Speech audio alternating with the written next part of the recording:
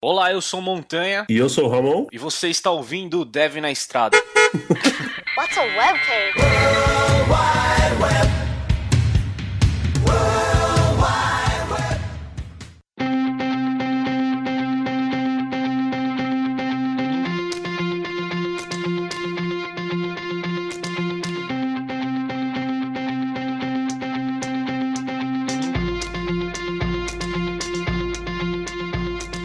Sejam bem-vindos a mais um Dev na Estrada. Eu sou Montanha e nosso convidado de hoje é Fábio Vedovelli. Alô, rapaziada, tudo bem com vocês? Bom, primeiramente, Fábio, muito obrigado por falar conosco aqui, gravar um episódio do Dev na Estrada. É uma honra você poder participar aqui com a gente. E nada, a honra é minha, rapaz. O seu programa é super famoso e pra mim estar aqui é um grande prazer.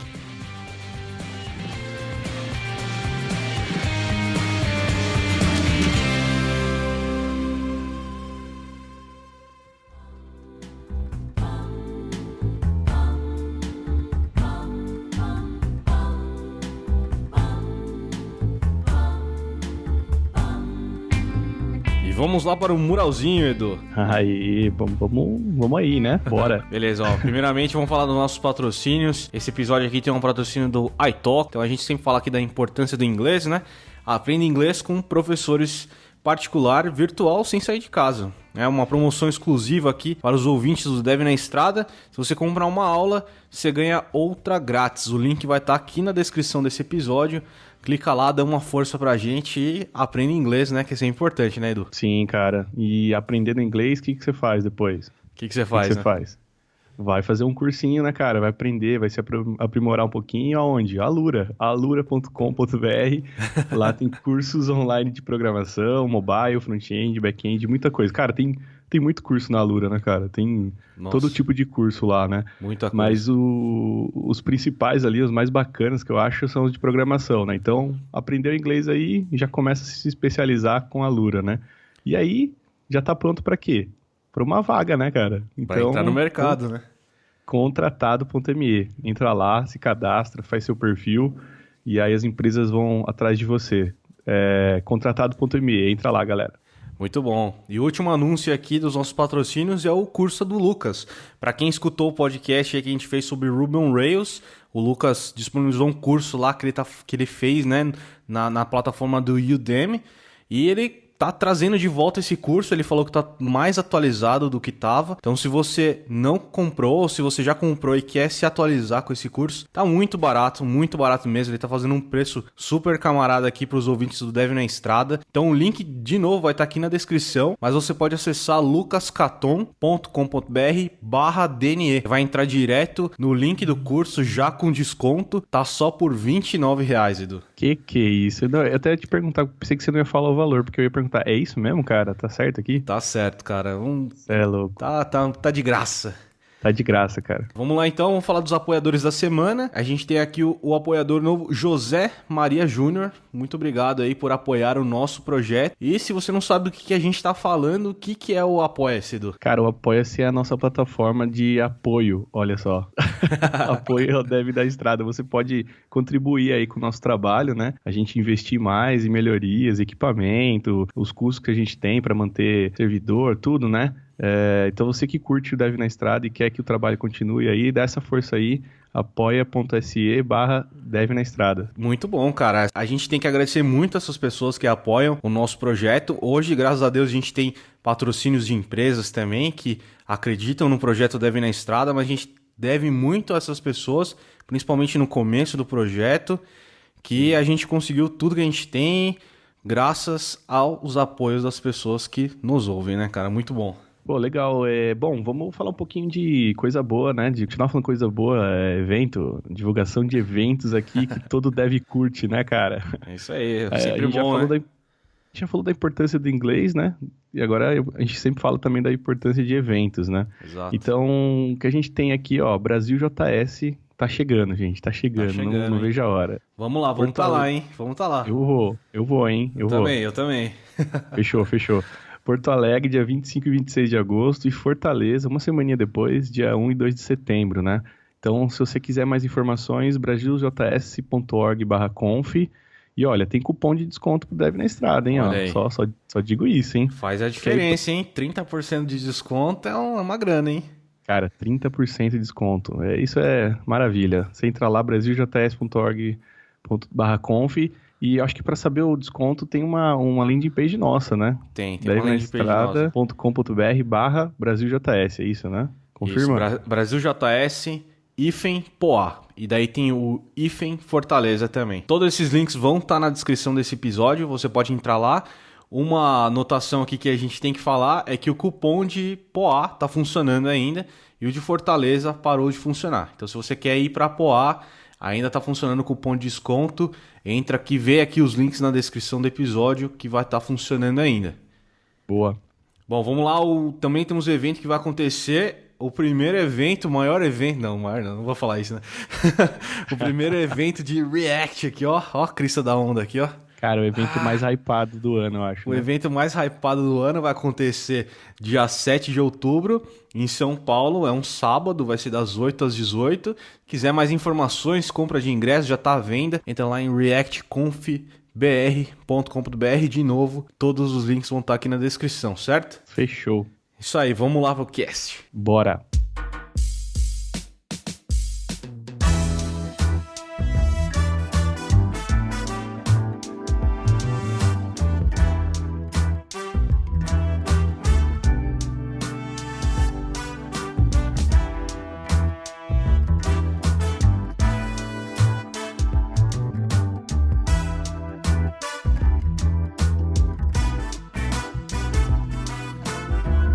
Vamos lá, antes, para quem não te conhece, por favor, se apresente aí. Ok, então, meu nome é Fábio Vedovelli, eu sou relativamente conhecido porque eu gravo screencasts e publico no meu canal no YouTube, youtube.com/Vedovelli. Eu ensino algumas técnicas de desenvolvimento web. Eu não tenho cursos longos ali, são bits de informações, de coisas que eu acho interessante, e eu não tenho uma regularidade como é o Dev na Estrada. Então, você pode achar coisas interessantes ali, mas não cursos completo. E eu peguei esse costume quando eu comecei a estudar uma determinada tecnologia e precisei de ajuda. Só que ao invés de escrever para alguém, eu gravei um vídeo pedindo ajuda. Mas eu tô começando pela metade da história, deixa eu só me limitar à minha apresentação. Eu tenho 42 anos, eu sou de Santo André, estado de São Paulo, e eu sou desenvolvedor web profissional desde o ano 2000. Eu comecei um pouquinho antes, no ano de 98. Eu decidi que eu gostaria de aprender a fazer sites e encontrei, depois de muito perguntar, encontrei um amigo que na época ele era conhecido como Micreiro e que ele me deu lá algumas dicas de onde começar. Eu lembro que na época se utilizava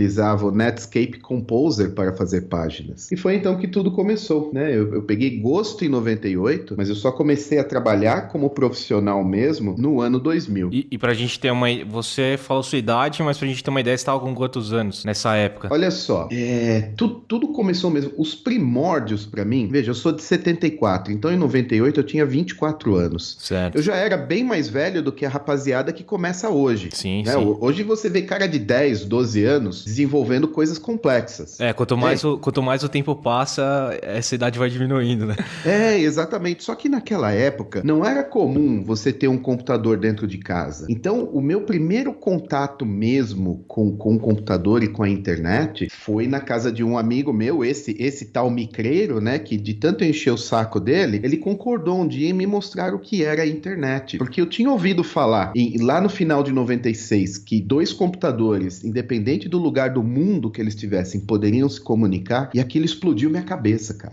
Eu pensei, eu preciso conhecer isso de qualquer jeito. E aí eu fiquei no pé de alguém que pudesse me ensinar. Em 97, eu decidi fazer faculdade, mas eu escolhi algo que não tinha nada a ver com informática, mesmo porque eu mal sabia mexer num computador naquela época. Eu fui fazer turismo. Olha aí. Pois é, a minha vantagem é que eu escolhi uma faculdade muito rica na época, que era a faculdade Anhembi Morumbi. Eu acho que ela é rica até hoje. Sim, muito boa. Exato. Exato, e tinham laboratórios grandes, com mais de 20 computadores, e que eles ficavam à disposição de qualquer aluno para ser utilizado, desde que não tivesse nenhuma aula de uma disciplina específica de computação. Ou seja, por muito tempo, os computadores estavam livres e eles estavam conectados à internet. E foi aí que eu passei a matar aula para ficar navegando. Olha aí, você fez tipo um aluguel, você pagou a faculdade.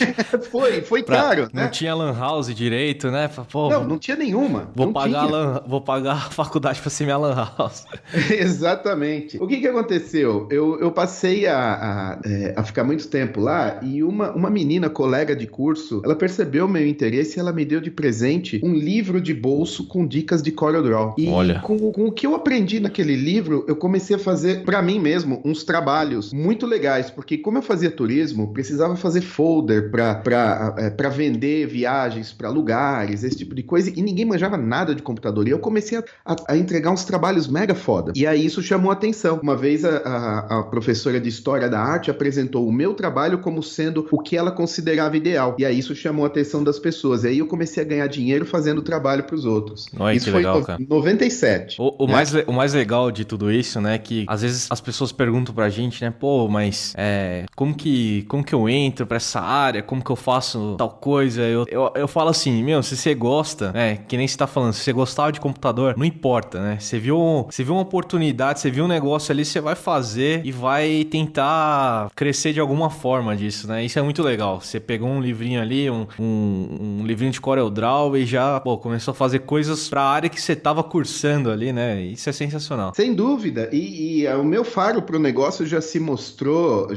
apurado desde aquela época, porque assim que eu entrei na faculdade, eu tive o infortúnio de perder o meu emprego. Mas aí minha mãe estava tão feliz que eu tinha finalmente decidido entrar para uma faculdade que ela passou a pagar as prestações para mim. Olha aí.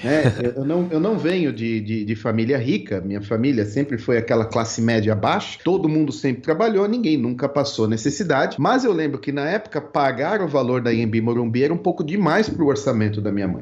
E esses trabalhos que eu conseguia pegar por fora garantiam que eu pudesse ajudá-la a pagar a prestação da faculdade e que eu conseguisse comer um sanduíche antes de entrar para aula. Olha só, a vida é difícil, né?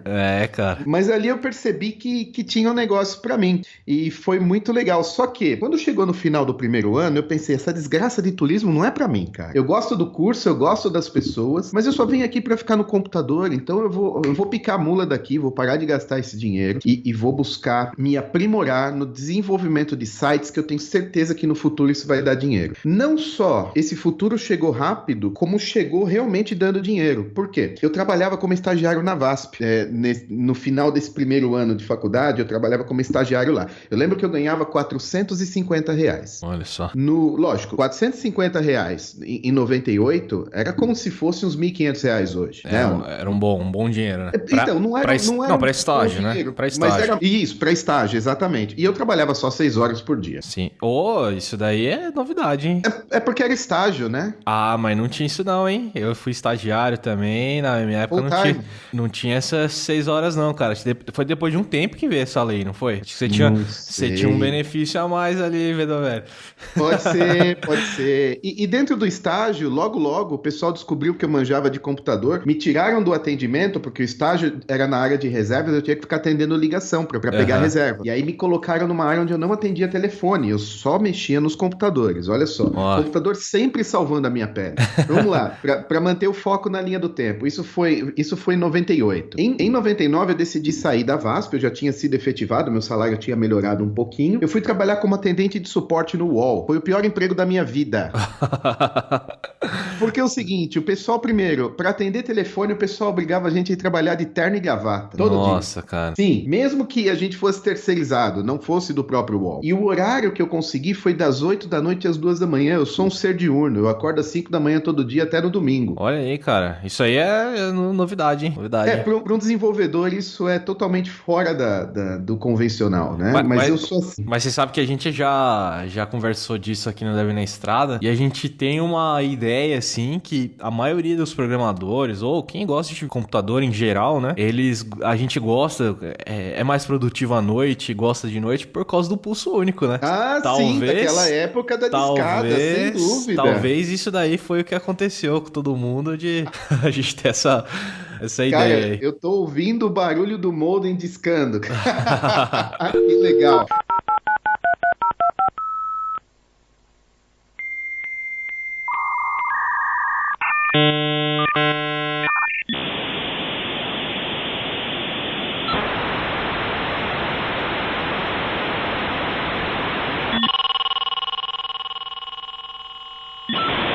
É verdade, o pulso único à noite e aos sábados a partir das 14, não era? Exatamente, cara. Ah, que legal, bons tempos, viu?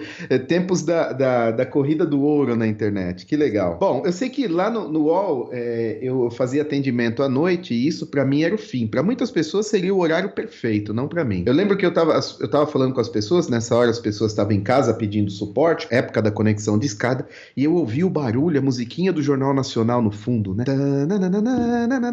Cara, eu tinha vontade de chorar porque eu queria estar em casa pra assistir o Jornal Nacional. Mas tudo bem, passou. Eu saí logo, falei, eu vou ficar sem emprego e tal. Mas em fevereiro do ano 2000, eu mandei alguns currículos e fui convidado a entrar numa produtora de sites ali no bairro de Pinheiros. Boa. E foi meu primeiro emprego web, meu primeiro emprego como profissional, fevereiro do ano 2000. E foi muito legal, porque na minha primeira semana eu tive contato com JavaScript e não escrevi, mas adaptei o meu primeiro script para validar formulários. Olha só que legal. Olha só, cara. E eu sei escrever esse script de cabeça até hoje, 17 anos depois. Olha, é isso. Eu não sei fazer isso não, cara. Era uma coisa super simples, cheio de if, else, e ele ia concatenando uma string com o nome dos campos que precisavam ser preenchidos, e no final era só dar um alert na tela com a string se ela não fosse vazia. Algo super simples. Que beleza. E lá era uma produtora de sites, então você pegava site atrás de site. Exatamente. Qualquer empresa, qualquer business que precisasse de um site, entrasse em contato, eu fazia. Eu acho que isso é uma coisa muito legal, cara. Hoje eu trabalho com produto, acho que você também, né? A gente trabalha mais com produto, é mais gostoso, é mais legal você trabalhar com um produto só. Mas eu também passei por isso, eu passei por agências e produtoras. E é uma época legal, assim, é uma época que você aprende bastante coisa. Porque apesar de você não trabalhar com um produto só, né? E você ter que dar manutenção, ou você, sei lá, conseguir otimizar um pedaço do código vai fazer total diferença. A diferença de você trabalhar numa produtora ou agência de site é que você tá fazendo um site novo a cada 2 semanas, né? A cada 1 semana, 2 semanas, você tá fazendo um código totalmente novo, uma stack diferente, um negócio que tem que sair mais rápido. Isso daí faz você aprender bastante o outro lado também, né? Eu concordo com você. E foi, lógico, eu tava começando, qualquer coisa pra mim era aprendizado. Mas o mais legal era o seguinte, toda vez que alguém da nossa equipe descobriu uma nova solução, fazia questão de mostrar para todo mundo, lógico, primeiro por uma questão de vaidade, afinal de contas éramos todos concorrentes ali, né? Todo mundo querendo melhorar. Sim. Mas existia muita camaradagem, então ninguém colocava na meia a solução. O pessoal sempre dividia, explicava, então foi realmente uma época de muito aprendizado. Foi ótimo. E ali eu fiquei por 1 ano e meio, mais ou menos, até a metade de 2001. Quando chegou no começo do ano de 2001, um camarada meu, que foi o cara que me colocou a sementinha para desenvolver algo no servidor, que foi com ASP clássico. Esse cara chegou para mim e falou, cara, por que a gente não monta uma empresa? Tem tanta gente começando a ganhar dinheiro, o seu patrão mesmo, ele ganha dinheiro pra caramba e ele te paga um salário. Por que você não passa a ser o seu patrão? E eu nunca tinha pensado nisso. Na minha cabeça eu não tinha capacidade técnica para poder tocar o meu negócio. Mesmo sendo eu o principal desenvolvedor daquela empresa e eu levando o desenvolvimento de diversos sites no último ano, eu era muito novo, eu era muito inexperiente, eu não achava que eu tinha know-how para tanto. Mas ele garantiu que ele tinha. E com isso chamou aquele micreiro lá do começo da história e nós 3 montamos uma empresa. Só que o que nós não levamos em consideração é que nós éramos bons tecnicamente, mas a gente não tinha a menor ideia de como vender um site. É um problema, né? Exatamente. E o cara que foi meu patrão na empresa que eu tinha acabado de deixar, ele era um judeu muito bom de papo. Ele vendia qualquer coisa pra qualquer um. Por isso que nunca faltava trabalho pra gente. Olha só, isso é essencial, né, cara? Isso é uma coisa que é difícil quando um cara tem mais perfil introvertido, né? A maioria dos programadores tem um perfil mais introvertido, gosta de só programar, fazer o seu produto ali. Mas essa parte de vender é tão essencial quanto, né, cara? Se não tiver isso, Lógico. não tem o que fazer, né? Se você tem um produto, mas não consegue vendê-lo, você não tem um produto. Você tem um brinquedo, né? É uma coisa sua, talvez você tenha um carinho por aquilo, mas se ninguém compra, você não tem nada que valha alguma coisa. Exato. Então foi o que aconteceu. A gente lutou bastante e a gente tinha que pagar o nosso prolabore, afinal de contas éramos sócios que trabalhavam na empresa e o dinheiro não entrava. Naquela época, eu lembro que aparecia muita gente, muito oportunista propondo parceria. Então o cara tinha uma ideia, às vezes até sabia vender, e ele chegava pra gente que tinha o know-how técnico e oferecia, ó, eu tenho aqui essa ideia. A gente lança e divide os lucros, mas nunca, nenhum dos projetos que a gente pegou, porque no começo o desespero aliado à vontade de fazer alguma coisa nos fez aceitar 1, 2 ou 3 dessas parcerias meio esquisitas, nenhuma delas vingou. A gente só perdeu o nosso tempo. Foi bem na época da Isso não bolha. acontece com você até hoje, cara? De vez em quando eu vou em algum lugar, assim, sei lá, o cabeleireiro. Aí eu vou num cabeleireiro novo, assim, aí o cara fala, você trabalha com o quê? Eu falo, faço o site. Você dá aquela resumida, né? Faço o site. Ah, sim, pra não explicar exatamente o que você faz. Eu vivo dando dessa. Eu falo, faço o site. Daí o cara, você faz site? Nossa, eu tô com uma ideia aqui. Pô, depois puder conversar e tal. Eu falo, não, beleza, não, tudo bem. De vez em quando acontece, sim, mas é cada vez mais raro. Acho que o pessoal acordou e viu que não é tão fácil arrumar um dev duro e desavisado. Mas veja, nós fomos nessa até que em 2004 eu não consegui mais, a gente estava brigando muito. O sócio original, que foi o cara que me convidou, já tinha saído, ele aceitou um cargo de gerente numa multinacional, ficou só eu e o micreiro do início da história, que foi meu mentor, na verdade, eu devo muito a ele. Ele é um puta profissional, até hoje ele tá na área, a gente não tem mais contato por motivos pessoais, mas eu devo muito a esse cara, porque ele me ensinou muito, foi ele que me ensinou PHP, pra você ter uma ideia. Olha só. Então, assim, eu gosto de pensar que se hoje eu sou um programador PHP, um bom programador PHP, foi por causa das broncas que ele me deu lá em 2003. Então, se ele estiver ouvindo e reconhecer essa parte da história, fica aqui o meu muito obrigado. E em 2004, eu saí e fui ser freelancer. E desde então, eu nunca mais tive um emprego mesmo, carteira assinada, esse tipo de coisa. De 2004 a 2000 até agora, final de 2014, 10 anos, eu fui quase que exclusivamente freelancer, apesar de que eu tive uma segunda empresa no meio do caminho. O que aconteceu? Quando chegou 2005 e a jQuery ela estava ganhando força, né? Que em 2004 apareceu o Ajax e explodiu a cabeça de todo mundo. Não sei se você lembra o lançamento do Gmail, quando você digitava no campo to, você começava a digitar, ele abria já uma lista pré-populada com o nome das pessoas, tal. Foi a primeira coisa que realmente chamou a atenção naquilo, que todo mundo ficou doido para saber como é que fazia aquilo, né? E aí, logo no ano seguinte, jQuery começou a pegar força, e aí fazer uma chamada Ajax, não, antes foi Motools, depois jQuery, e aí fazer uma chamada Ajax já não era aquele mistério todo, coisa de outro mundo, magia negra. Eu comecei a me interessar mais pelo front-end, porque até aquele momento não existia uma separação clara entre o que era back-end e front-end. Um desenvolvedor web que quisesse desenvolver uma web application, não um website, uma web application, ele tinha que saber de tudo. Exato. Ele tinha que saber o HTML, CSS, um pouquinho de JavaScript, porque era só o que se utilizava naquele momento, uma pitada de JavaScript, e o resto servidor, PHP e MySQL, era o meu stack na época. As camadas não eram tão complexas como são hoje, né? Então... Exatamente. E nem sequer se falava em UX, o usuário que se dane naquela época. Era bem assim, sabe? Funcionou. O negócio tinha que já funcionar. Exato. A gente desenvolvia o web app para agradar o cliente. Se o cliente estivesse satisfeito, o cliente dele que se dane, eu nem sei quem é o cara, né?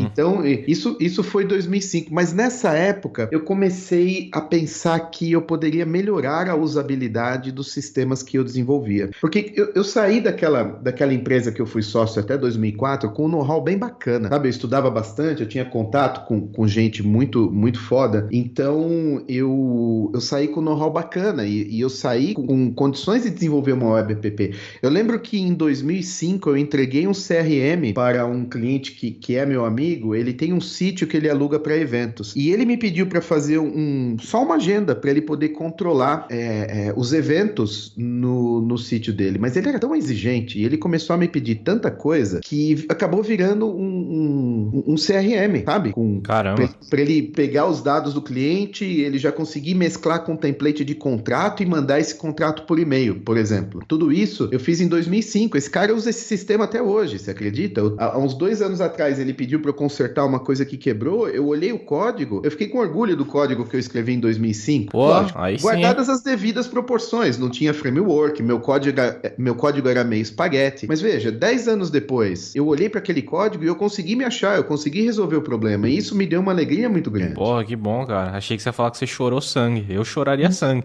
Não, de jeito nenhum, porque no decorrer do tempo eu aprendi a ser gentil comigo mesmo. Sabe por quê?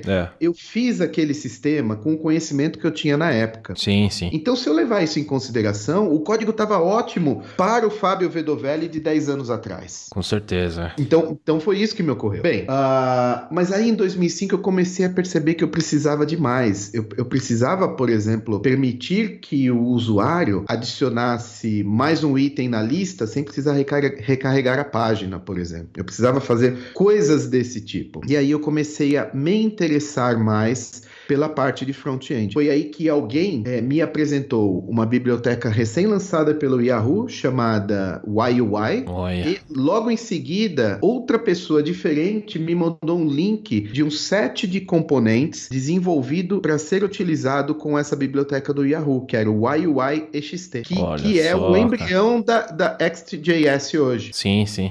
E aí eu comecei a mexer com aquilo e eu fiquei maravilhado primeiro com a qualidade visual que aquilo me oferecia e com o comportamento dos componentes. Por exemplo, uma janela modal em 2005, 2006, eu acho. Nossa, aquilo era de outro mundo. E eu fiquei encantado com aquilo. Só que na hora que eu fui tentar usar o código, eu não consegui usar, porque eu não sabia usar JavaScript direito. Até aquele momento eu usava JavaScript para validar formulário. Sim. Né? Então, eu não conhecia nada de JavaScript. E aí eu comecei a culpar a biblioteca. Falando, não, isso aqui é muito ruim, isso aqui não funciona, eu não sei usar, o problema é dele, o problema não tá comigo.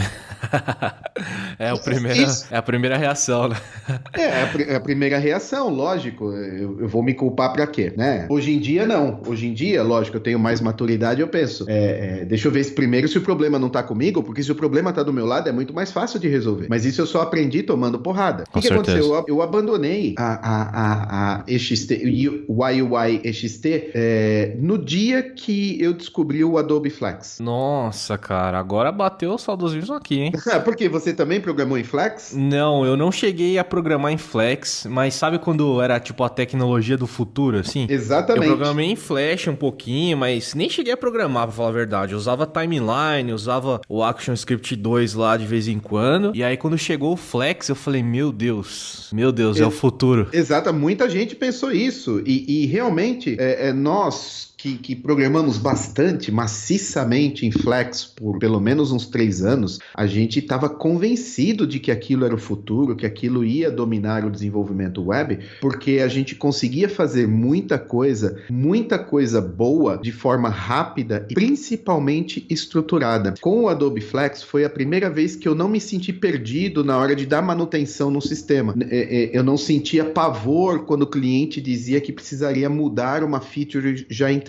Foi a primeira vez que eu não senti pavor nessas situações. Então a gente estava realmente bastante confortável com aquilo. Mas o melhor que o Flex trouxe para minha vida foi me fazer pegar gosto por gravar as videoaulas, os screencasts. Olha. Porque naquela época as comunidades não eram grandes e nem fortes como são hoje. Sim. Quem começou a desenvolver de 3 anos para cá já pegou, primeiro, documentação abrangente de qualidade para tudo, inclusive em português, e já pegou comunidades, fóruns, Slack, que mais? O próprio Twitter, que é uma excelente fonte de atualização, né? Já pegou tudo isso pronto.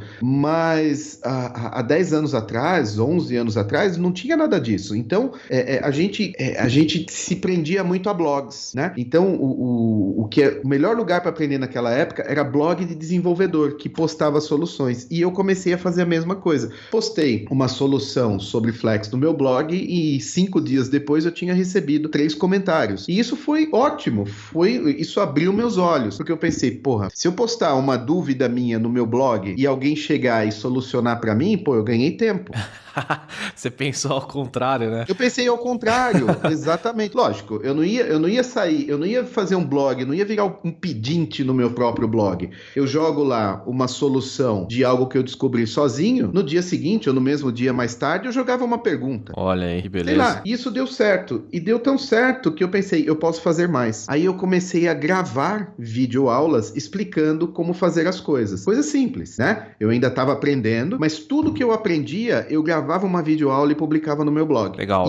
Eu queria fazer uma pergunta dessa parte, que eu acho que uma das melhores maneiras de aprender hoje em dia não, sempre, né? É ensinar. E eu queria fazer essa pergunta pra você. Você acha que até esse ponto que você começou a fazer screencast e tal, você é bastante conhecido por isso, por ter vários screencasts, ter screencast de Laravel hoje, de Vue.js, e você acha que depois que você começou a fazer esse tipo de coisa, a disseminar o seu conhecimento, isso te ajudou a ficar melhor, a conseguir conhecer mais as coisas? Sem sombra de dúvidas. E principalmente me mostrou que sozinho e isolado, você não vai a lugar nenhum, você precisa de pessoas. Porque fazendo tudo certo, você aprende. Mas fazendo errado e tendo alguém para apontar que tá errado e te colocar no caminho certo, é a melhor forma de aprender. Enquanto você tá se sentindo confortável, você não tá aprendendo num ritmo adequado. Só quando você se sente desconfortável é que você tá aprendendo num ritmo que vai te levar em algum lugar. Então eu tô bem, cara. Porque, nossa, tô desconfortável todo dia, cara. Hoje em dia tá todo mundo na fogueira, né? Porque, por exemplo, nesses 30 minutos que a gente tá aqui nessa call, 3 frameworks de JavaScript foram lançados.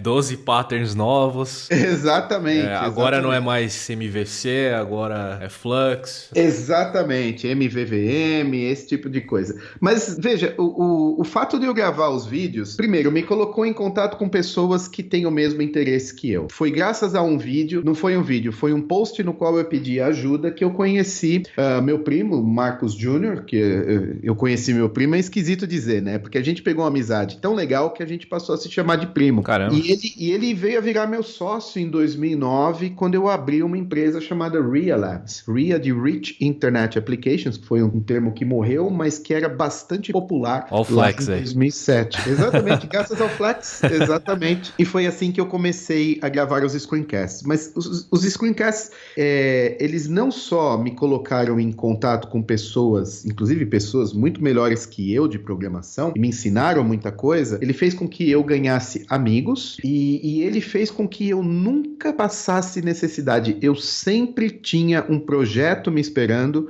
ou quando eu me peguei completamente sem projetos, eu pensei, bom, agora está na hora de eu me integrar a uma equipe, nem que seja temporariamente, ou seja, arrumar um emprego, eu consegui fazer entrevistas sem precisar fazer teste, porque graças aos meus vídeos, os caras já sabiam que eu manjava do riscado. Sim, sim. Então a entrevista era mais na questão de soft skills, passava pelo RH, conversava com o diretor, tal, mas eu nunca precisei fazer um teste para me integrar a uma equipe, e isso me ajudou bastante. E lógico, quando eu lancei cursos pagos, a audiência foi grande, porque o pessoal já conhecia o meu interesse e a minha didática pelos screencasts gratuitos. Então, assim, os screencasts me trouxeram muita coisa boa. E foi nessa época aí que você lançou o Codecasts ou foi posterior? Não, Codecasts é coisa muito recente, é de agora. Então, tá. Veja, eu tive essa empresa com o meu primo, a gente também abriu meio na louca, eu já tinha um pouco mais de experiência para vender e a gente montou uma pequena equipe e eu consegui um cliente internacional, eu consegui pra gente um cliente na Flórida, Flórida. Olha Isso aí, cara. Isso viabilizou muito. E a importância do inglês? Tô brincando. Não, fundamental, né? Inclusive, nos meus screencasts e posts, desde aquela época, eu sempre falei pro pessoal, eu sempre bati nessa tecla, eu sempre fui meio chato com isso, aprenda inglês, um dia isso vai mudar a sua vida. E mudou a minha. Inclusive, essa história de como eu consegui o cliente americano, eu contei no 19º Encontro Local Web, que foi exatamente de como eu estava de freelancer, quarteirizado num projeto que não deu certo, mas eu coloquei o cliente debaixo da asa, ajudei ele a conseguir alguma coisa e depois, 3 anos depois, ele me conseguiu esse contrato internacional, com o qual eu fiquei por 5 anos. Caramba, hein? Então Aí isso sim. foi uma lição valiosíssima para mim, e todo mundo que ouve essa história fala, putz, não é que é verdade e tal, né? E isso foi muito legal. Eu fui diversas vezes para Flórida entre 2009 e 2014, foram mais de 20 vezes. Eu não cheguei a morar lá, mas eu viajei esse tanto de vezes, e isso chamou a atenção das autoridades, né? Que quando eu fui renovar meu visto, os caras, não, você não. Isso chamou a atenção das autoridades, foi legal. Pois é, eu fui tratado como um contraventor. Eles alegaram que eu abusei do meu visto, apesar de eu ter sempre voltado na data que eles determinaram que eu deveria voltar. Mas você trouxe muito microfone, Vedovel. É verdade, Você trouxe muita câmera, muita... Bom, eu sei que eles decidiram me fazer de exemplo e até hoje eu não tenho o meu visto americano e ele me faz muita falta porque é um país que eu aprendi a amar. Os Estados Unidos é um lugar incrível. Caramba, cara, até hoje você não tem? Não tenho. Eles me negaram 2 vezes, pra você ter uma ideia. Nossa. E a coisa foi tão óbvia que eles me pegaram de exemplo que eu era o principal desenvolvedor do projeto lá nos Estados Unidos. E, lógico, eu tinha um conhecimento gigante do projeto na minha cabeça. Fui eu que concebi todo o projeto dos caras. O primeiro e o refactor. Ou seja, eles precisavam muito de mim. Quando meu visto foi negado, eles se mobilizaram lá, contrataram um advogado especializado e chegaram até a ir a Washington DC visitar o congressman que eles votam, explicar a situação e pediram ajuda para ele. O americano não se mete no business do outro. Então, obviamente, o congressman, diferente do que seria feito no Brasil, não poderia passar a mão no telefone, ligar para o consulado brasileiro e falar, te vira, dá o visto desse cara. Eles nunca fariam isso. Uhum. Mas ele foi gentil bastante de escrever uma carta e explicando a situação, falando que recebeu a visita de uma empresa, que o negócio é legítimo, que eles precisavam de mim, nem que fosse para passar o conhecimento adiante. E ele mandou essa carta ao consulado dos Estados Unidos no Brasil. Nem assim eu consegui meu visto de volta. Então, o problema é dos Estados Unidos, obviamente, mas no consulado que fica aqui. É isso? Eles te negam aqui, antes de você chegar lá. Assim, porque nos Estados Unidos, se você não tem visto, você nem embarca no Brasil. Exato. Então, eu não poderia nem tentar lá, né? Então, assim, foi uma história infeliz, mas eu sou meio Joseph Klimber e eu não desisto nunca. Ô, cara, isso que eu ia te perguntar, não rola um remorso, não? Ó, você pode virar cidadão canadense, você pode entrar nos Estados Unidos e manda um chupa lá pros caras lá.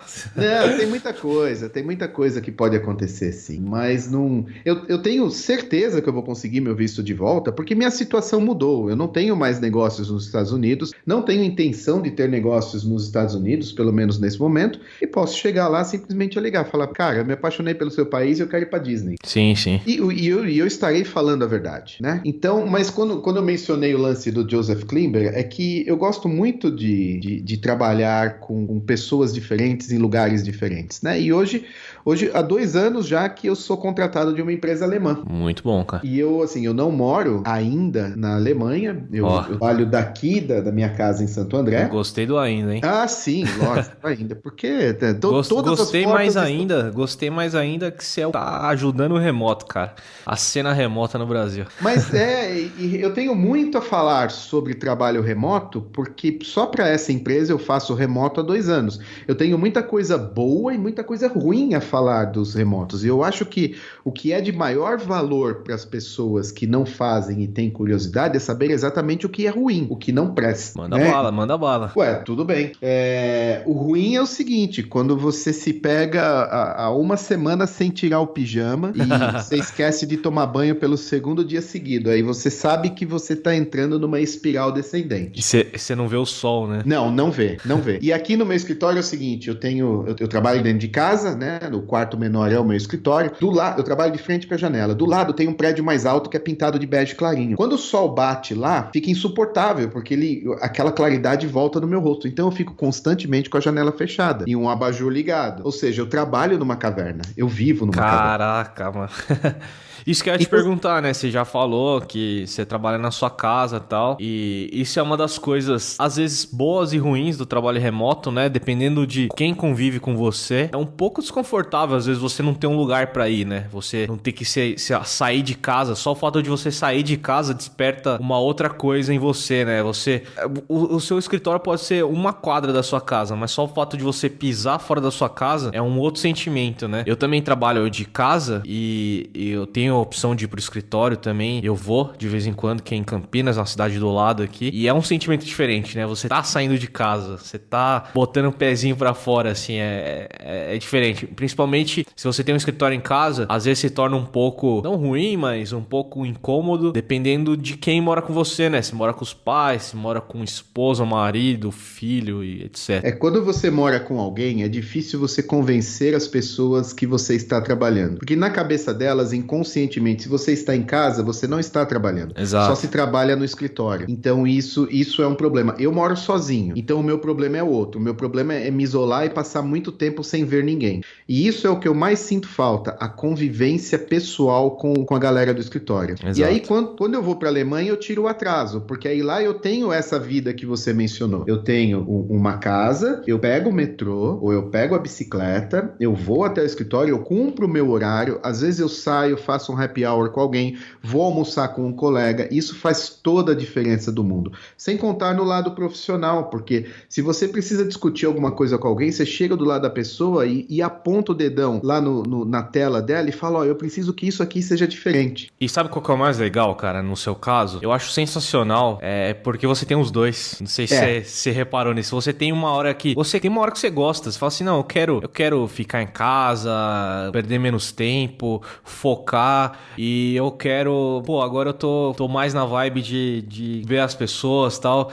E é legal que, é óbvio, você não tem a hora que você quiser, né? Você não fala assim, hoje eu vou pra Alemanha. Não funciona assim. Não. Mas você tem os dois lados, isso é muito legal, cara. Você consegue sentir saudade um do outro, né? Sem dúvida. E o meu contrato é o seguinte, a empresa me paga 2 viagens por ano de até 30 dias lá na Alemanha. Então, eu vou acumulando o estresse de estar sozinho. Quando começa a ficar insuportável, eu levanto o dedinho e falo, pessoal, tô chegando, manda passagem pra mim. Aí eles mandam, eu fico 30 dias. E quando eu volto, eu já tô de novo enamorado pelo meu escritório, com saudade de casa, das minhas coisas, das minhas manias. Então, realmente, é um balanço bem bom a minha situação hoje. Eu gosto. Acontece que, conforme a minha importância no projeto ela tem crescido, eu tenho passado mais tempo lá do que aqui. O que não... Veja, tô longe de reclamar disso, né? Tanto é que sábado agora eu viajo, já dia 8 de julho eu viajo de novo, e dessa vez eu vou ficar 3 meses lá, não 30 dias. Olha aí. E aí é por isso que eu digo que eu Tech ainda lead, né, não cara? moro lá. Tech lead, né?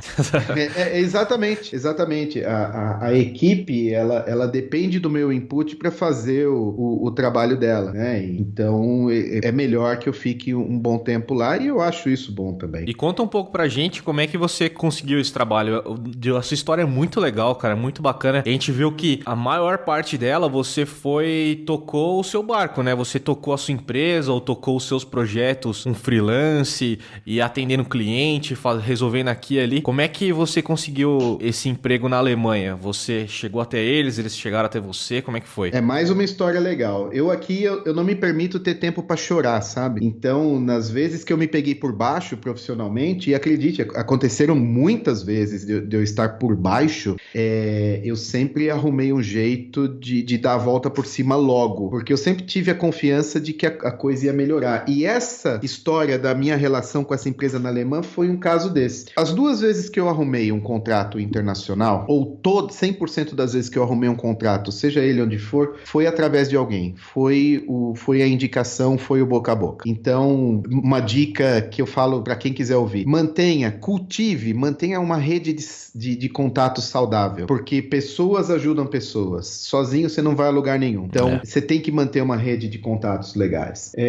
Esse caso da Alemanha em específico, eu tive um cliente em 2003, lá naquela empresa que eu abri logo depois de ter saído da empresa do judeu. Eu tive um cliente ali, a gente chegou a desenvolver um sistema um CMS, na época, chamava-se Chili CMS, veio antes do WordPress ainda, e teve um cara que foi nosso cliente, ele era de Petrópolis, ele comprou uma licença do nosso produto e pagou para um de nós ir até Petrópolis, passar 2 dias para treiná-lo no uso. Ele tinha uma web radio e ele queria profissionalizá-la. E eu fui. E a gente acabou ficando amigo. Eu nunca mais ouvi, depois de 2003, mas a gente continuou se acompanhando online. Em 2006, ele casou e se mudou com a esposa para a Alemanha. E a gente manteve contato. Ele sempre soube que meu sonho era me mudar para a Europa, tal, e ele sempre me passava dicas, contava como que era a vida na Alemanha. Legal. Um belo dia, no final de 2014, não final, segundo semestre, setembro, eu recebi um e-mail dele, ele disse que recebeu uma missão de desenvolver uma web application e ele tinha feito até onde os parcos conhecimentos de PHP lhe permitiram e que ele precisava de aulas. Ele já tinha visto minhas videoaulas, gostava, e ele perguntou se eu poderia dar um curso para ele. Tudo bem, acertei um valor hora bem camarada e eu comecei a treiná-lo. Fizemos umas 10 aulas. Com o que ele aprendeu nessas 10 aulas, ele entregou para esse pessoal que eu tinha contratado muito mais do que eles tinham pedido inicialmente. E o pessoal se empolgou. Eles viram que ali ele já tinha um MVP viável de ir para o mercado. E começaram a fazer a propaganda do MVP deles, falando com pessoas-chave em alguma empresa. Era uma ferramenta de busca de patentes. Certo. E aí o que aconteceu? Eles começaram a receber um feedback positivo e um instituto de pesquisa ligado a uma universidade lá de Munique deu uma verba para eles, pequena, alguns poucos €1.000, para eles tirarem a ideia do papel. E aí eles sabiam que o meu amigo Douglas tinha contratado um professor, ele perguntou, esse seu professor não quer trabalhar pra gente não? Eles falaram, só que a gente só pode pagar tipo €300 pro cara. Ele falou, vou perguntar para ele, se ele quiser. Ele me perguntou e eu topei. Na época eu tinha uns projetos aqui no interior de São Paulo, um outro numa outra cidade que eu não lembro, e eu tava até que me virando bem com esses pequenos projetos. Eu pensei, bom, é uma graninha a mais, né? €300 são €300. Sim. Fiz lá o que me foi pedido, não fiz mais nada, recebi meus €300. Passou uns 10 dias, o Douglas mandou uma mensagem pra mim e falou, você não vai mandar seu invoice desse mês, não? Eu falei, mas peraí, é todo mês? Ele falou, sim, a gente te contratou 1 hora por dia pelo mês inteiro, todo mês, pra gente desenvolver o produto. Eu falei, opa, melhor ainda. Eu sei que, resumindo, né, como diz o americano, long story short, essa 1 hora passou para 2, que passou para 3. E lógico, o valor que eles me pagavam aumentaram. E eu tava guardando esses euros, tava ficando armazenado lá no meu PayPal. Eu precisava tirar férias e eu gostaria de visitar o Douglas. O que eu fiz? Quando eles quiseram aumentar para 4 horas por dia, ainda por um valorzinho camarada, eu falei para eles, não, agora não, né? Agora, falando no popular, né? Passou a mão, tem que casar. O que eu fiz? Eu comprei uma passagem e eu fui para Alemanha e, lógico, encontrei o Douglas, ele foi me buscar no aeroporto, todo mundo estava sabendo que eu ia, mas quando eu fui no escritório da empresa, né, que a empresa já tinha ali uns 2, 3 funcionários, utilizava um escritório emprestado dentro de uma empresa maior, eu apertei a mão dos donos da empresa e falei para eles o seguinte, eu vim aqui para fechar um contrato com vocês, eu quero trabalhar tempo integral para Octmine, então eu vou ficar aqui 20 dias e em algum momento eu espero que vocês me chamem para conversar, para a gente debater os detalhes do meu contrato. E não falei mais nada. Olha aí, cara. Eles deram risada, lógico. Eles pensaram, o que esse cara pensa que é pra chegar aqui e falar assim com a gente? Lógico, eu não dei uma de louco. Eu sabia que eu já tinha uma certa moral lá no projeto, porque eu tava entregando o valor. Exato, cara. Você fez um investimento, né, basicamente. Eu dei aquela trucada, né? Exato.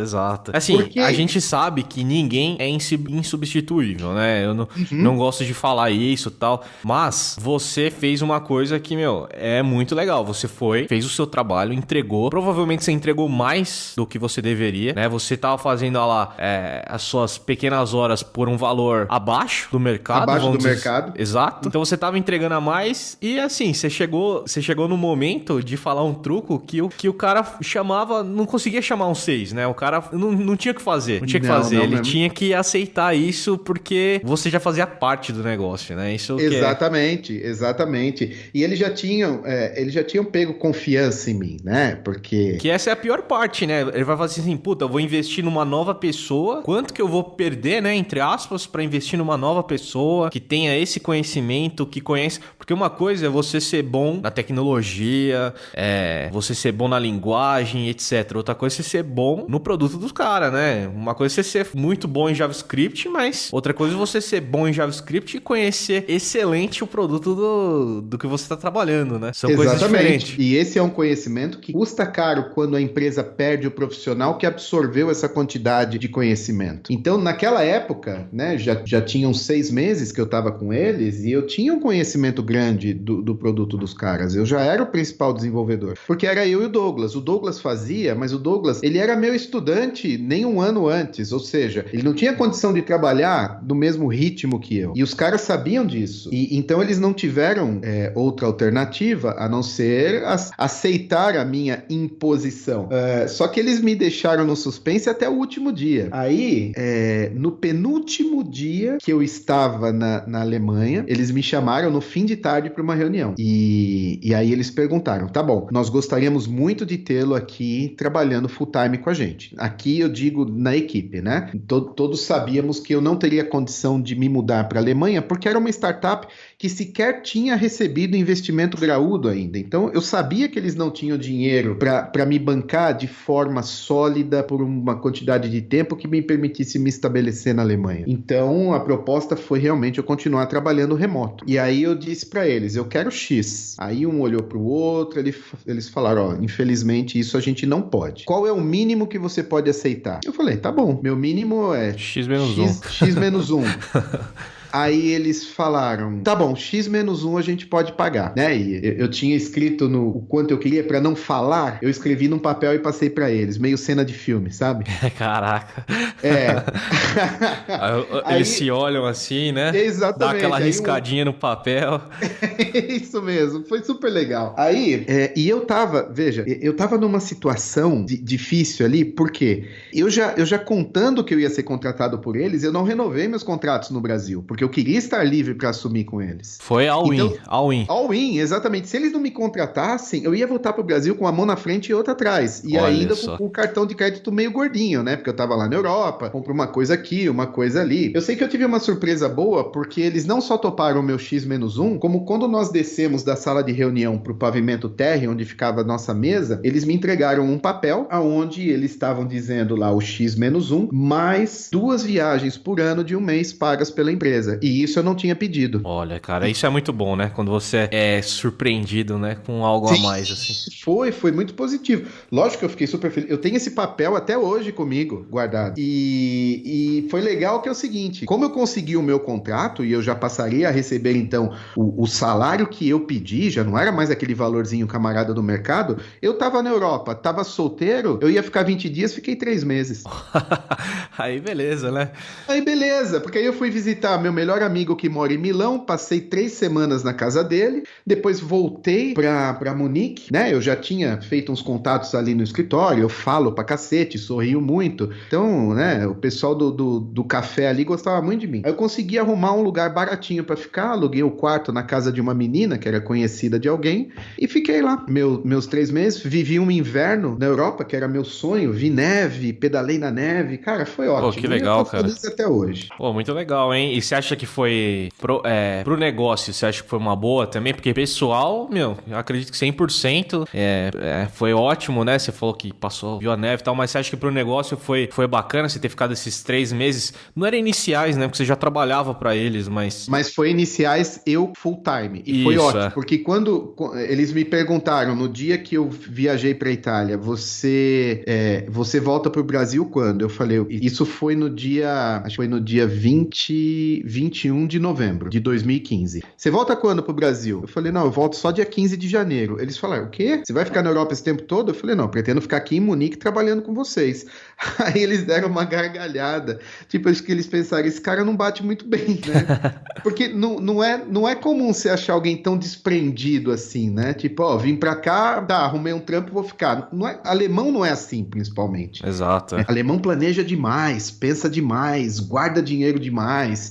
E de repente apareceu um brasileiro maluco que foi lá falar que queria um emprego, arrumou um emprego e decidiu ficar. Então, pro negócio foi ótimo também, porque eu pude adiantar várias coisas junto com eles, fiz brainstormings e voltei pro Brasil carregado de coisas, nas quais eu trabalhei nos 6 meses seguintes. Legal, então, cara. E eu acho que, assim, uma mensagem legal que você tá passando aqui, que é a vida é feita de escolhas, né? E é feita de riscos, né? Então, assim, você, ao mesmo tempo que você se arriscou, você se preparou pra esse risco, obviamente, né? Você se arriscou e falou assim, meu, quero isso daqui, eu vou conseguir. Se arriscou, você se arriscou 2 vezes, porque a empresa também é uma startup, você não sabe se ela pode dar certo ou não. A gente sabe como que é as startups, startup, né? Pode dar certo ou não. Muitas startups não dão certo, porque a conta básica, né, que a gente faz, investidores investem em 10 empresas, 9 vão morrer, uma vai dar certo. É um negócio ótimo pra eles, é um negócio péssimo pra quem tá fazendo as empresas, mas é o sonho milionário, né, de quem é empreendedor aí. É uma chance. É uma chance, exato. E que é muito legal, cara, que você tá passando desse risco, sabe? Das pessoas saberem que, assim, deu certo, mas, pô, muito bom, mas foi um baita risco, né? Deu certo, muito certo, porque você arriscou bastante também, né? Sim, mas foi eu dei uma trucada, mas eu não tava blefando, essa é a questão. Sim. Eu tinha no mínimo 7 copas na mão, porque eu tinha o meu conhecimento comigo. Então, veja, eu arrisquei, assumi um risco, mas eu assumi um risco calculado. Exato. Por quê? O meu backup é a minha experiência e as minhas habilidades como desenvolvedor. Então, eu sabia que se não desse certo, eu voltaria pro Brasil com uma mão na frente e outra atrás, mas eu não ficaria muito tempo parado. Então, correr riscos é necessário se você quer progredir. Agora, dar uma de louco, aí já é demais, né? E outra coisa que eu sempre faço é o seguinte, eu tô lá planejando a minha próxima jogada, a próxima coisa que eu vou arriscar, mas eu preciso antes fazer um trabalho mental de como eu vou me sentir e como eu vou lidar com a decepção caso dê errado. Porque você perder muito tempo se lamentando, chafurdando ali na lama do arrependimento, isso é o pior atraso de vida, e eu já passei muito fazendo isso. Então, quando eu vou fazer um movimento que é arriscado, eu penso, tá bom, o que vai acontecer se der certo? Isso. E se não der certo? Aquilo. Tá, eu faço um exercício mental. Não deu certo. E agora? Como é que eu tô me sentindo? A quem eu posso recorrer pra virar essa situação? E isso sempre deu certo, porque na hora de agir, de chamar o truco, eu vou com mais confiança.